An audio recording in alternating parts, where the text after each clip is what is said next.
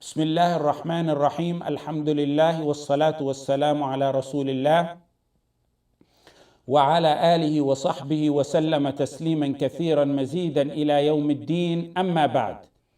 This is our 15th class, the middle of Ramadan, on the chapter of fasting from the book Zad al-Mustaqna, and we're doing in-depth detailed lessons, as you can see. The author, where we left off yesterday, was talking about the obligatory fast and its intention, the intention for the obligatory fast. So once you finish that, now today he's talking about the nafil fast. وَيَصِحُّ النَّفْلُ بِنِيَّةٍ مِّنَ النَّهَارِ قَبْلَ الزَّوَالِ وَبَعْدَهُ. Non-obligatory fasts are valid if the intention is made during the day, whether it's before noon or afternoon. So he moved on to talk about intention in non-obligatory fast because it's different than intention in obligatory fast. Someone woke up, he didn't eat, drink, he didn't have no sexual relationship with his wife. It's 3 in the afternoon. He said, you know what, it's winter. Maghrib comes in about 5 o'clock. He said, I didn't do nothing to break my fast. Let me change this to be for the sake of Allah. He can do that. He can change his intention. That's permissible in nafil fasting.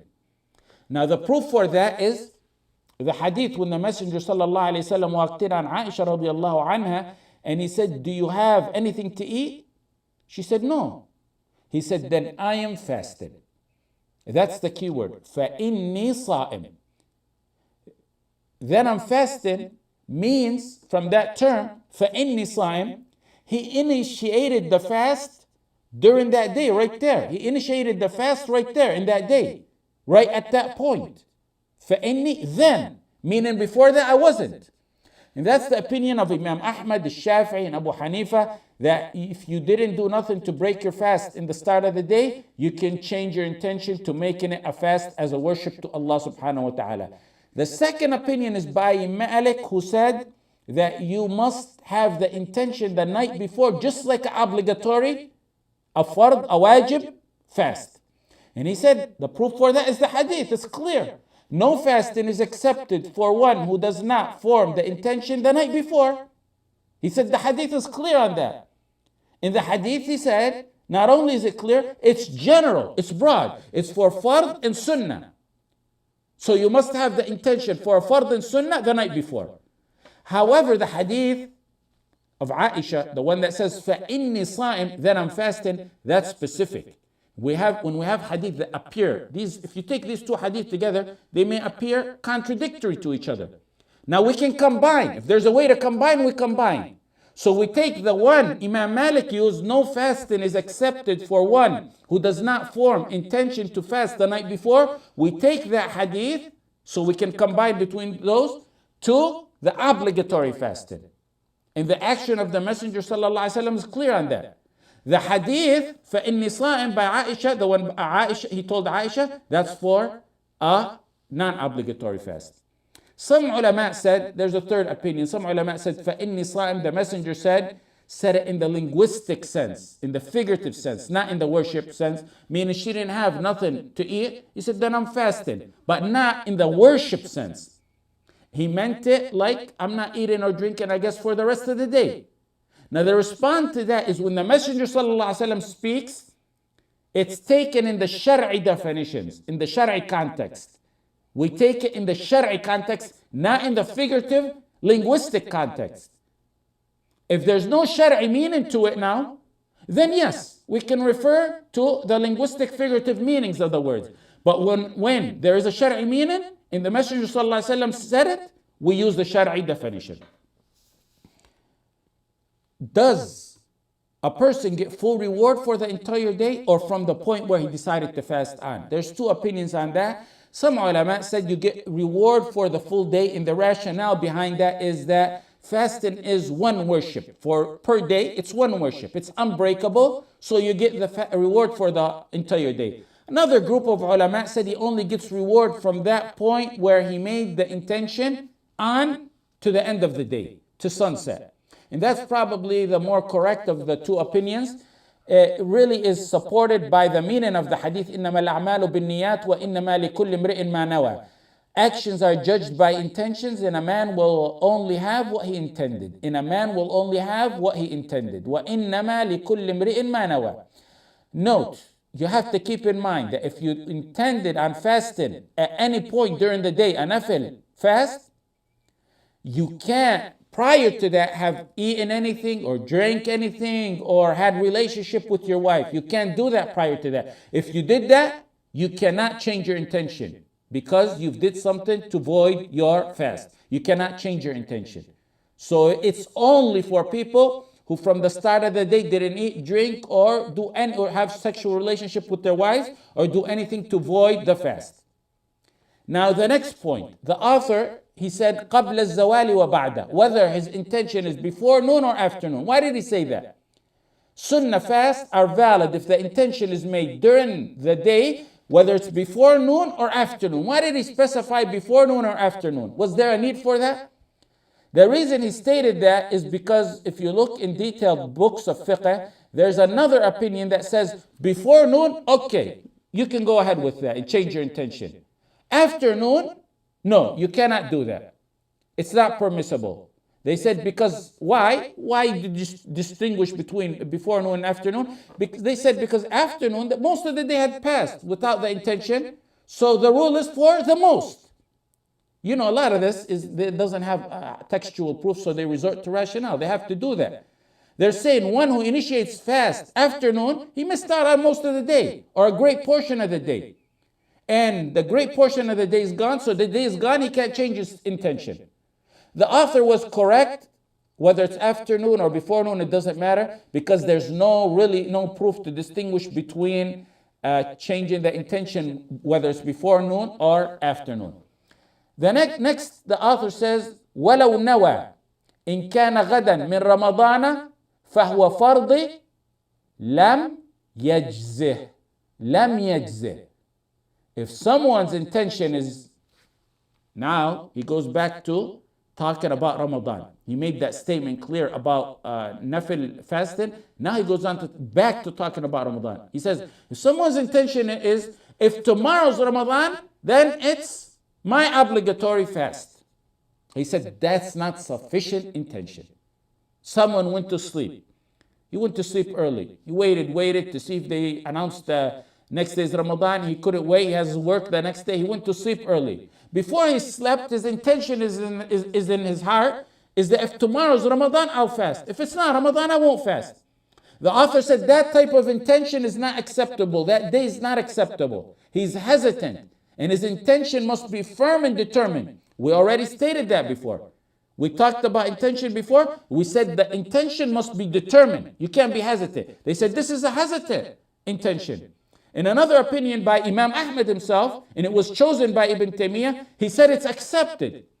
Because this person is not hesitant. Ibn Taymiyyah said he's not hesitant in fasting Ramadan. He's saying, I may fast and I may not fast. He's hesitant about Ramadan, not about his own fast. Meaning if tomorrow's Ramadan, I'm going to fast. But it may not be Ramadan. That's a very strong argument. If tomorrow's Ramadan, I'll fast. If otherwise, I will not. So if he knows tomorrow's Ramadan and he's hesitant, saying, I may fast tomorrow, I may not fast tomorrow, that's clearly invalid. He has to do the day over. Ibn Taymiyyah says if one is hesitant about Ramadan starting, yet has a determined intention to fast if it is Ramadan, then his fast is accepted. He has to sleep early for work. Or he fell asleep early by accident. He didn't know if they declared moon the next day. The moon was saw, or they seen it, or what they're going to do. So he sleeps early not knowing. But his intention is, if tomorrow is Ramadan, I'm going to fast. Otherwise, I'm not going to fast. He's not hesitant about fasting itself. He's hesitant about the day of Ramadan. Ibn Taymiyyah said that's acceptable. There's no problem with that. It's probably closer to being correct. وَمَنْ نَوَى الْإِفْطَارَ أَفْطَرَ. And if someone's intention is to break fast, he will break the fast. An intention to break fast breaks it. If you intend on breaking your intention, you're fasting, you intend on breaking the fast, you broke it. Why? But he didn't eat or drink. He just intended on breaking his fast. The proof, إِنَّمَا الْأَعْمَالُ بِالنِّيَّاتِ. Actions depend on the intention. That's how essential intention is. And a man will be rewarded only for what he intended. You intended on fasting, you fast. You intended on breaking your fast, you broke it. Intended, this is what the author is saying. Intended on breaking fast means you broke it. Likewise, intended on breaking salah means you broke it. When he means you broke it, it means not that you ate or drank, but you severed your niyyah. Severing your niyyah breaks your fast. Meaning, his intention was determined to break his fast, he broke it. If later on he decides not to eat and drink, decides to renew the niyyah during the day, he can renew the niyyah if he didn't eat or drink. As long as it's not Ramadan. Because in Ramadan, the intention must be performed the night before. So if he breaks it, he must abstain the rest of the day and make up that day. Some quick scenarios, for example, that pertain to this. If someone fasting breaks his intention, but then his wife, for example, tells him, there's only 2 hours left for Maghrib. Why don't you finish? He broke his intention. He was determined to break his fast. He renews his intention after his wife told him, you didn't eat or drink the whole day. You're going to break your fast an hour before Maghrib. In a nafil fast, that's accepted. But at what point does the ajr start from? The correct opinion is that his ajr starts from the point he renewed his intention last. Actions depend on intentions, and his deeds start from when his intention started. An issue. Someone is fasted, but he makes the intention, if I find water, I'm breaking my fast. If my wife makes dinner before Maghrib, I'm going to eat. It does not negate or break his fast in a scenario like that, because the intention was if he finds water, if he's presented with food. If that's not fulfilled, the fast is good, inshallah. And take this rule. Take this rule and keep it in your mind and highlight it. It'll help you a lot. If one firmly intends on leaving or breaking a ibadah, he broke it. There's a slight exception in Hajj and Umrah. But other than that, if one intends on breaking a ibadah, he broke it. Whoever intends to do something that breaks a ibadah, it's not broken unless he fulfills the intention. The example is just what I said. Someone fasting intends on drinking. He finds the water, but he never drinks. His fast is good. A next issue. Someone in Ramadan firmly intended on breaking his fast in Ramadan. We said if you firmly intend on breaking your fast, it's just as if you broke it. You broke it. That's it. Your day's over. You have to make it up. Can that person eat and drink in Ramadan? He intended. He didn't eat or drink. His intention, I'm done with this day. I'm determined. I'm done with this day. If it's among those exempted days of his, like he's sick or ill or traveling, then he can go ahead and eat for the rest of the day. Now, if he voided his fast, severed his fast, with no excuse, then this person has to abstain from food and water and everything that nullifies the fast for the rest of the day. And at the same time, after Ramadan, he has to make up that day. And on top of that, he gets sins for breaking the fast in a blessed, honored day like Ramadan. How did he break his fast? Eating and drinking? It was merely the intention. That was enough to sever and break his fast. Now we go on to a new chapter. باب ما يفسد الصوم ويوجب الكفارة. What invalidates the fast and requires expiation. Kafara, that which requires expiation. Now, the scholars, if you look at their books, they have unique terms for different matters. For example, the words nawaqid, mufsidat, mahdurat, all these words mean nullifiers. And they can be used interchangeably. All those words that I mentioned. However, fuqaha tend to choose one for each worship. For example, for salah, you can use nawaqid, mubtilat, mufsidat, mahdurat. Any one of those as nullifiers of salah would work. But if you go to the books of fuqaha, you will see the negators or nullifiers of wudu would be referred to as nawaqid, nawaqid al-wudu. The nullifiers of salah, mubtilat al-salah.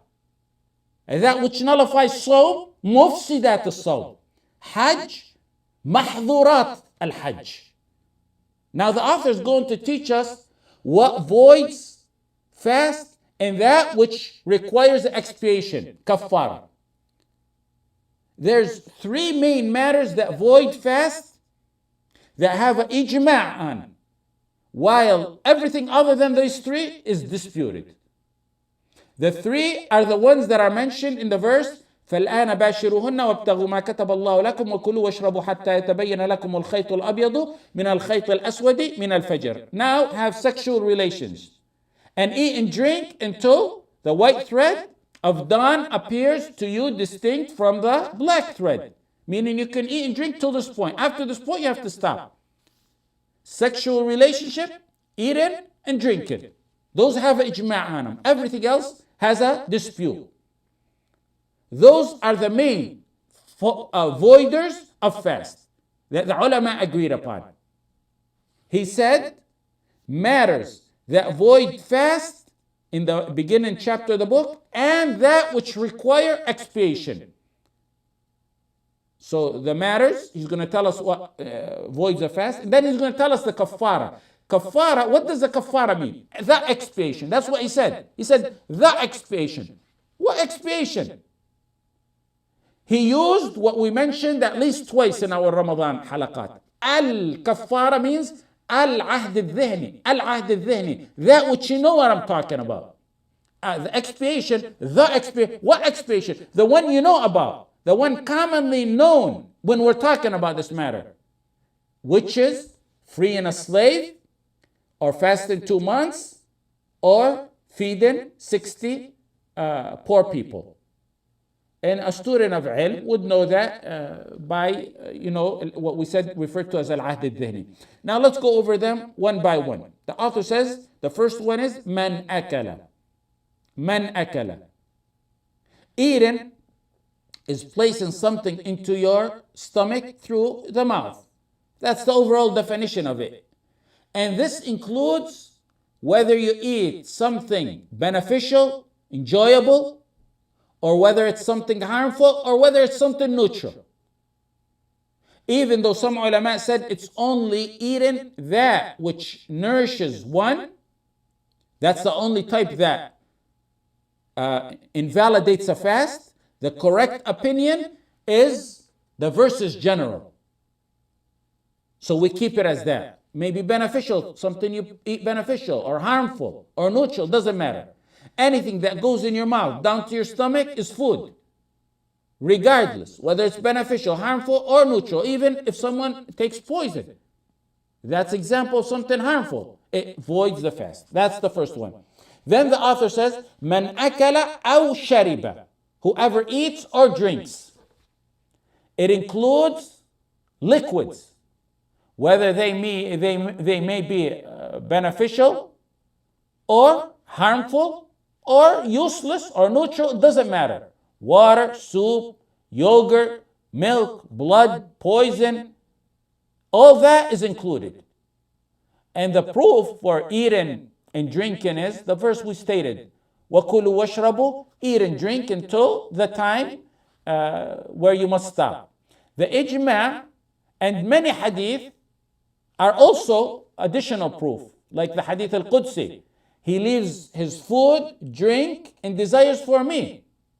In the hadith al-Qudsi that we took, I believe yesterday or the day before. So then the next one, the third one, is ta'ata. So he mentions food, water, We said those have ijma' on them. The next one is ista'ata, meaning using snuff. It's what reaches the stomach through the nasal passage. It's what you snuff. It's like, for example, today, nasal drops or medicine you drop in your nose or you snuff in your nose, it breaks the fast. And the proof on that is the hadith by Laqit radiallahu anhu, when the Messenger sallallahu alaihi wasallam was advising him on wudu, he said, وَبَالِغْ بِالْإِسْتِنْشَاقِ إِلَّا أَن تَكُونَ صَائِمًا. When he was telling him about wudu, he said, sniff water deep into the nose, except when you're observing fast. One shouldn't sniff water deep into his nose when he's observing fast, whether it's a sunnah or a wajib fast. So why? What's the reason? What's the illah? The reason is so it won't enter in you and void your fast. So the ulama said, and likewise everything else. If that's water during your wudu, then everything similar to that will also void your fast. The next one he says, أو احتقن. This is the fourth one actually. أو احتقن. It means injecting something into the anus. Now احتقن means حقنة أو احتقن. It means the shot, the medical shot. That's not what we mean when we talk about. They didn't have that back then. احتقن means anus injections. They did have that back then. Why does it void the fast? Because it's something injected and it reaches the stomach, they said. It goes inside someone and it reaches the stomach, they said. Based on that, according to that opinion, and it's the opinion of Imam Ahmad and the majority of the ulama, that it voids one's fast.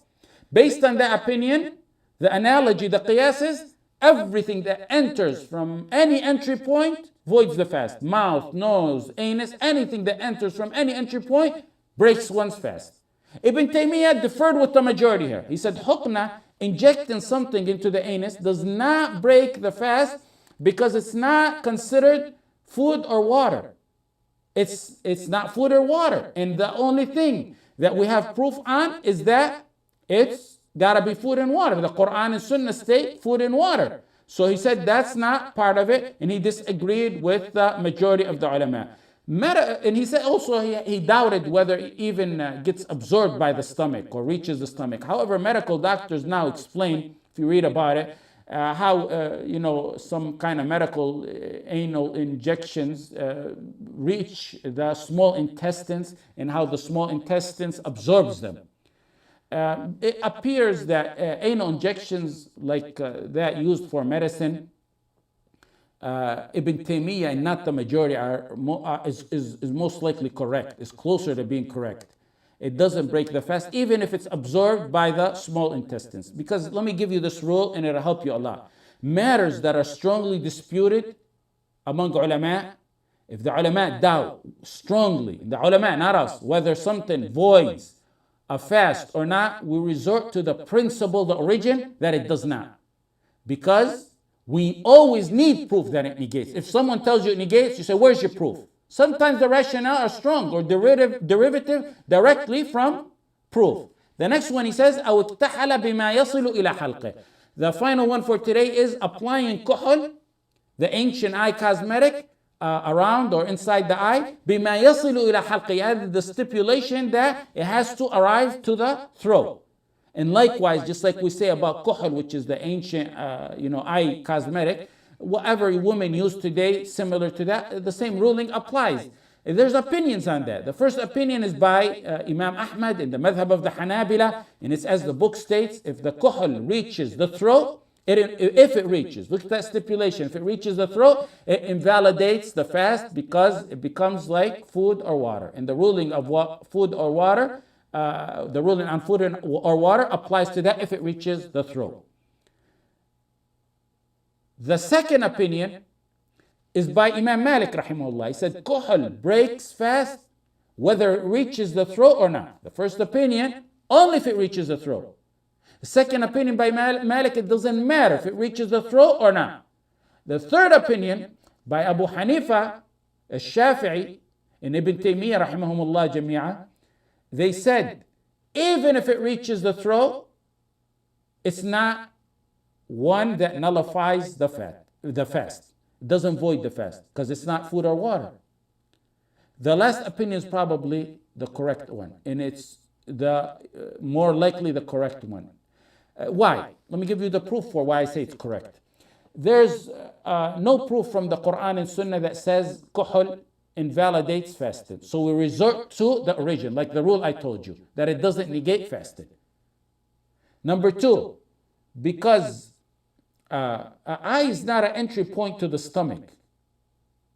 It's like putting something in your eye or putting gel or oil on your hair or Vaseline on your flesh is possibly the same thing. Keep in mind, there's a hadith or supposed hadith that the Messenger ﷺ used kuhul in his eyes while he was fasting. And Tirmidhi said there's nothing authentic on this matter in the books of hadith. So some will say, what about eye drops? What about eye drops? Is that the same ruling? If you put eye drops and it stays in the eye or it goes directly down the throat, that doesn't invalidate. That scenario compares to kuhul. If you put it, stays in your eye, goes directly down the throat, you're in good status. It's like kuhul. The second thing is if it goes to the mouth, then you swallow it, then it goes down, that means it invalidates your fast. We'll stop here. Jazakumullah khair. There's no time for questions. Wa sallallahu alayhi wa sallam Muhammad wa